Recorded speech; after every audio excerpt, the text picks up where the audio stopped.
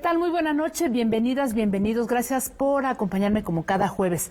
Hoy vamos a poner en la mesa de debate un tema sin duda polémico que tiene muchas lecturas, varias aristas, pero que sin duda es un asunto que nos compete de manera muy cercana.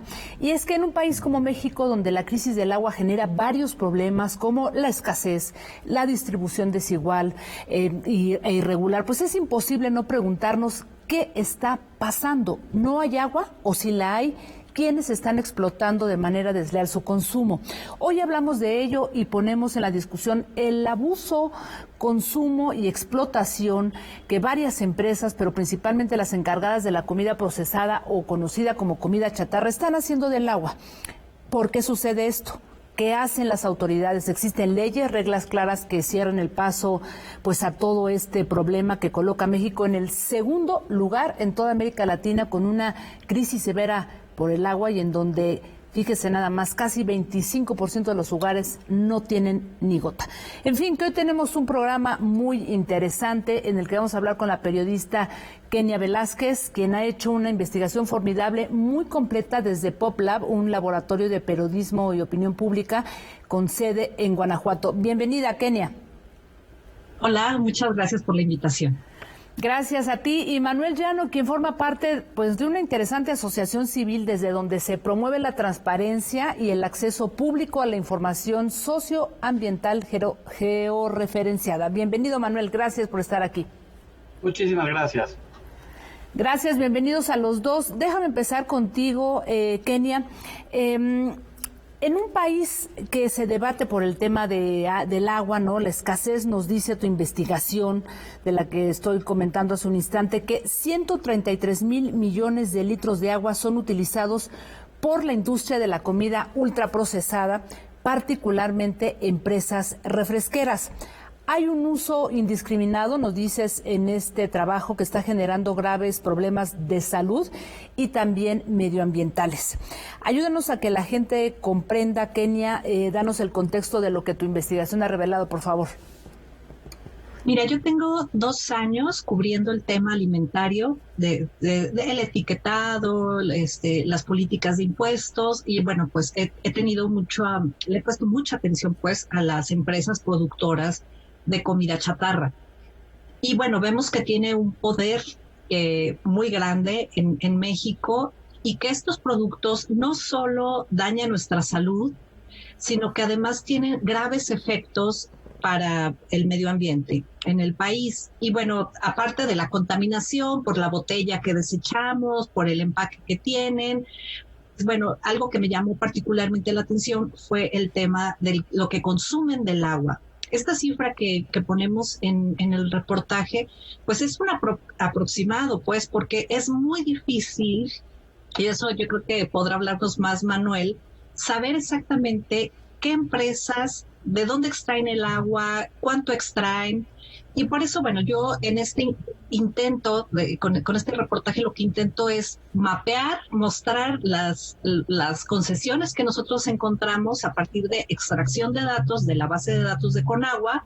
Ahí, bueno, fuimos revisando toda la base, fuimos buscando a estas empresas. Hay que decir que utilizan muchísimas razones sociales.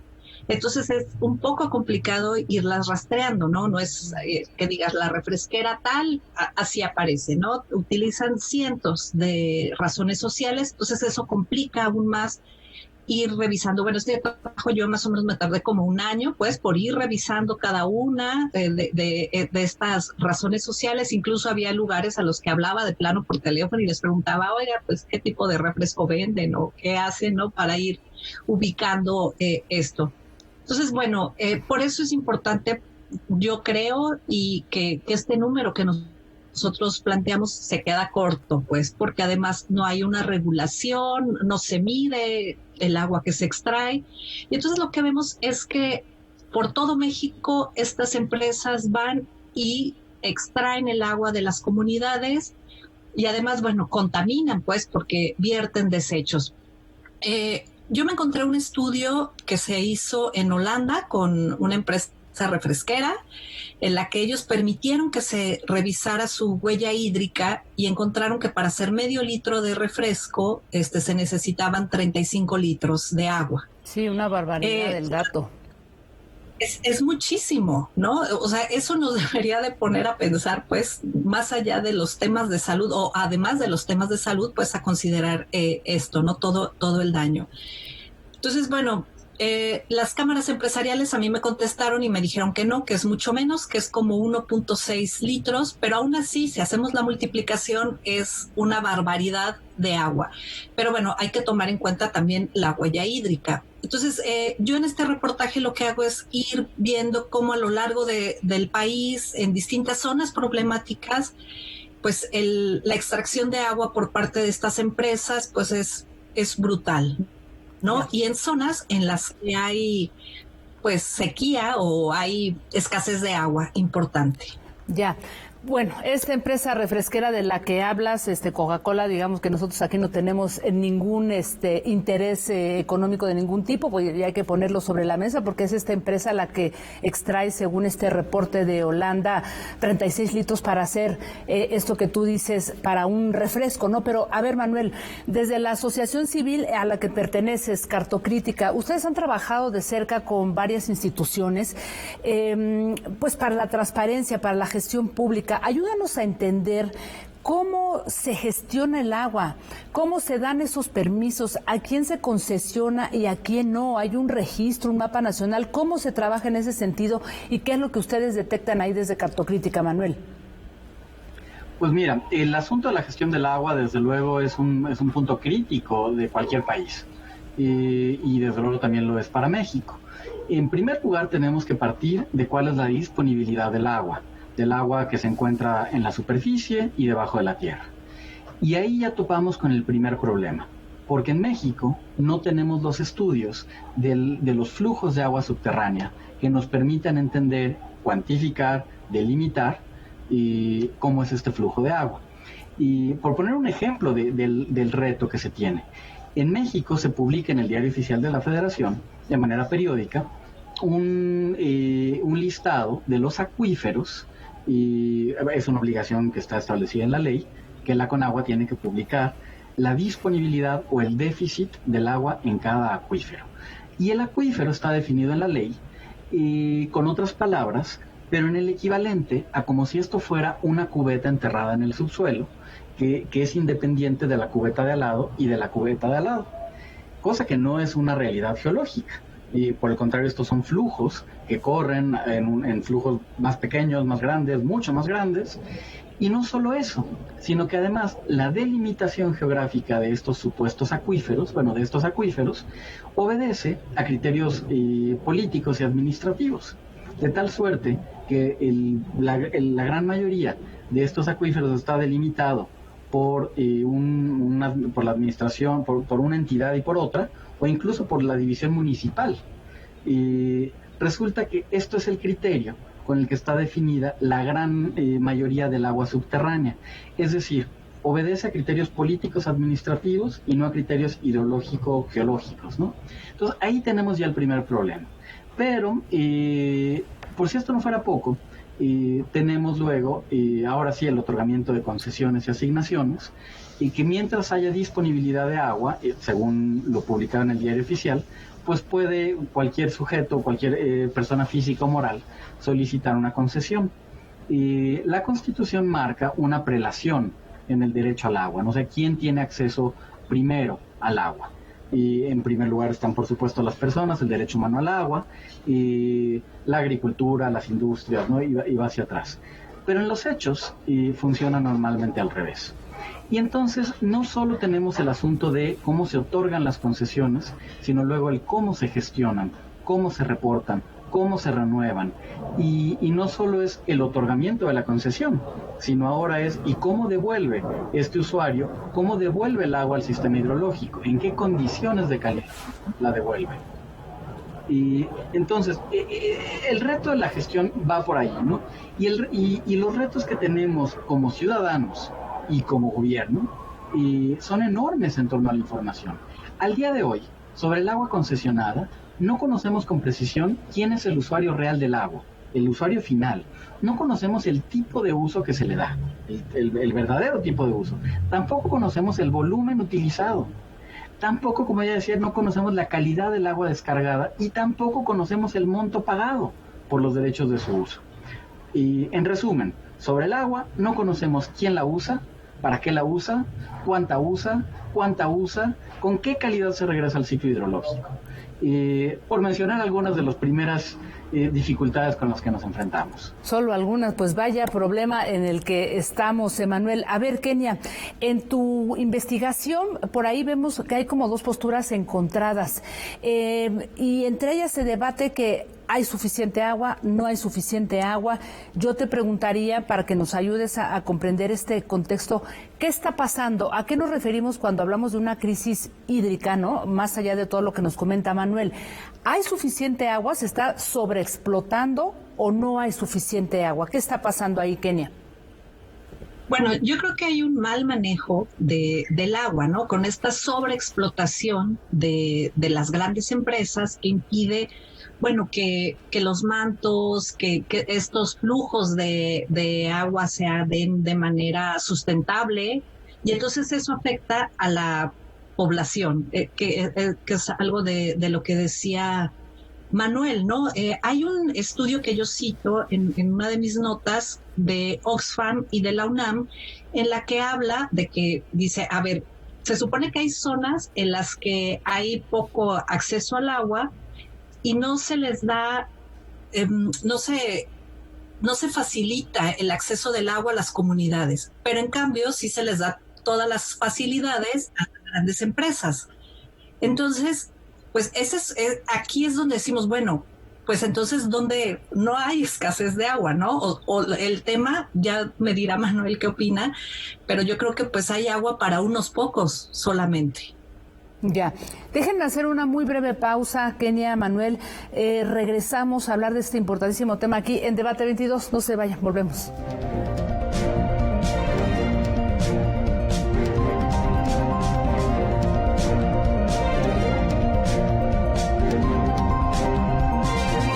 Gracias por continuar con nosotros. Estamos hablando sobre la crisis del agua en México. ¿A qué se debe? ¿A qué se debe este problema al que nos enfrentamos en el país? Manuel, déjame hacerte una pregunta.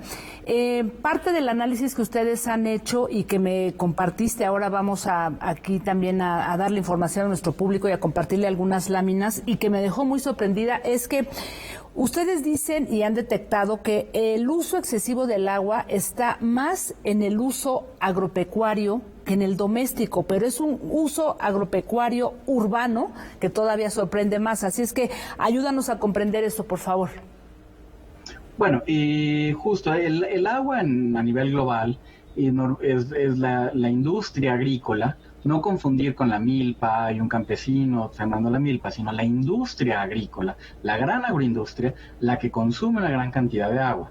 No solo la consume, también la contamina, ¿no? Con agroquímicos, con pesticidas, contamina fuentes superficiales, fuentes subterráneas, en fin. Es la gran agroindustria, la gran consumidora de agua. Las oportunidades de mejora ahí en el manejo del agua, desde luego, son importantísimas. Y es correcto, bueno, en el caso de México, ya metiéndonos con lupa a los datos disponibles, encontrábamos cosas que tienen que ver con el rezago y con la negligencia en actualizar la información. Es decir, y el ejemplo concreto, que creo que es al que te referías, identifica... Ahorita vamos a ver perdóname que te interrumpa, ahorita la producción nos va a compartir una de estas láminas, porque es muy impresionante. Ahí vemos la primera, que tiene que ver, bueno, eso ya es el uso agropecuario del agua, ¿no? Que es lo que tú dices, la agroindustria, pero la otra, la que tenemos antes, tiene que ver con el uso doméstico, y si vemos la diferencia, pues es muy impresionante, Manuel, entre una lámina y la otra, porque es mucho más pequeña. Pero explícanos entonces ahora sí lo que tú dices sobre la agroindustria. Justo, y entonces, bueno, dependerá el momento, el país, la latitud. Entre el 70 y el 80% del agua es utilizada para fines de agroindustria, y otro 12%, 15% es usado directamente por la gran industria, y el resto, que es un porcentaje menor, está destinado en el caso de México, a las asignaciones de agua, es decir, al agua que se cataloga como de uso público y doméstico. Hay que hacer una pausa ahí, porque muchas veces se confunde. Este nombre de uso público y doméstico es el nombre que le otorga la ley, pero la realidad es que estamos hablando del agua que está gestionada por los organismos operadores de agua en cada entidad, en cada municipio, en cada ciudad. Y de esta agua, si bien las casas de habitación, los hogares reciben agua, aquellas que lo reciben, mucha otra agua se va a centros comerciales, a edificios corporativos, a industria, ¿no? Entonces, mucha de esta agua, catalogada como de uso público doméstico, también es consumida por el sector privado, ¿no? En un gran porcentaje. Y el otro asunto de la gestión de los rezagos en la actualización de los datos, pues resulta esto: las manchas urbanas van creciendo y aprovechamientos de agua, permisos de aprovechamiento de agua, pozos o aprovechamientos superficiales, que previamente servían para abastecer una zona agrícola, crece la mancha urbana y ahora quedan absorbidos por la ciudad, y a veces por grandes desarrollos inmobiliarios, a veces, bueno, por la situación que sea, y esta agua, catalogada como de uso agrícola, ahora sirve a la ciudad. ¿Cuál es el problema en la gestión de esto? Bueno, pues que el agua que está destinada para la agricultura no paga derechos de agua, tienen también subsidiada la tarifa eléctrica, que es de hecho lo más costoso de extraer el agua, ¿no? Además de los derechos. En fin, estos rezagos pues, nos hacen tener una muy mala gestión del agua. Y ligada también al gran tema, y creo que es justo el que aborda Kenia, que son los acaparadores del agua. Ya. El gran asunto es quién está controlando el agua en una zona y a qué costos. Así y los es. costos son ambientales y sociales. Ahora, cuando comparamos estos datos, y por ejemplo, en este mapa que mencionabas, estamos hablando de los volúmenes concesionados. Volumen concesionado es igual al dato que aparece en un papel, que puede tener 15 años en una oficina, y que puede no tener nada que ver con la realidad. Y puede estar esa empresa, esa razón social, ese ciudadano, extrayendo mucho más de la cuenta de lo que viene ahí. Y hay que recordar que el 97% de los aprovechamientos de agua en este país no cuentan con un medidor. Y para quienes nos escuchan, para quienes nos ven, no estamos hablando del medidor que puede estar en la casa de todos nosotros, si es que tenemos el servicio de agua provisto de esta manera. Y ese medidor correspondería, en dado caso, al organismo operador local. Aquí estamos hablando de los aprovechamientos del agua, donde se extrae el agua del subsuelo. De esto, el 97% no tienen medidor. Y creo que algo así como el 93% nunca han sido verificados por inspectores de la CONAGUA, ¿no? Entonces, la brecha del acceso a la información es bastante amplia. Ya, pues gran problema el que nos estás planteando, pero justamente mencionaste algo que me parece fundamental y que, como bien dices, Kenia pues pone otro dedo en la llaga ahí en esta investigación, y es que si bien hay una gran cantidad de empresas acaparadoras, porque son varias las empresas de comida procesada, son particularmente las refresqueras, como lo mencionas tú ahí en la investigación, Kenia. Cuéntanos un poco de ese mapa, de qué es lo que tú detectaste de las empresas que son justamente las acaparadoras, porque ahí eso es otro punto que en un momento le preguntaré a Manuel. Son empresas que no solamente tienen un nombre, sino tienen varios y varias filiales. Kenia. Sí, bueno, yo lo que me encontré es que la empresa que tiene concesiones, la que pude identificar en todo México es Coca-Cola, ¿no? Con sus distintas embotelladoras. Creo que es la que más, por mucho, pues, les extrae agua, mucho más que la que sigue, que es Pepsi-Cola. Bueno, son estas refresqueras las que extraen grandes cantidades. Yo ubiqué en Coca-Cola en Yucatán, que es de las que también es la zona en la que más se extrae agua, ¿no? Pero podemos verlo pues en todos lados. Yo estoy en León y bueno, acá me encontré hay una de las embotelladoras más grandes de Coca-Cola, que bueno, ellos dicen que surten refrescos a gran parte de la región, que producen más de 700 millones de litros de agua. Entonces, hagamos el cálculo de los 35 litros por cada medio litro pues es muchísima agua. Y recordemos y que, sin por ejemplo, contarle el agua embotellada, porque ese es otro problema que se suma, sin duda, ¿no? exactamente. Entonces, bueno, vemos, por ejemplo, León tiene un grave problema de falta de agua. Ahorita en este momento hay tandeos, ¿no? Que están, la mayoría de la gente en León está teniendo agua unos pocos días, la que tiene agua. Y bueno, recordarán ustedes que lleva muchos años de lucha León por traer agua de otras regiones, que bueno, está este problema muy grave con el Zapotillo, ¿no? De la presa del Zapotillo, que no se ha podido realizar. Y bueno, yo veo a las autoridades municipales diciendo, no tiren agua, si pueden báñense un día sí, otro no, ¿no? Para atender el problema de la sequía como si fuera una responsabilidad únicamente de nosotros. Y cuando vemos estas cifras, pues, ¿no? Lo que realmente consumen las casas, pues es muy poco, ¿no? En relación. Sí, así es. ¿No? Y así, bueno, pues lo puedes ir viendo. Yo ahí trato de poner algunos ejemplos como estos de Yucatán, de Quintana Roo, que hay zonas en las que igual no tienen agua todos los días, pero bueno, las empresas pues no paran.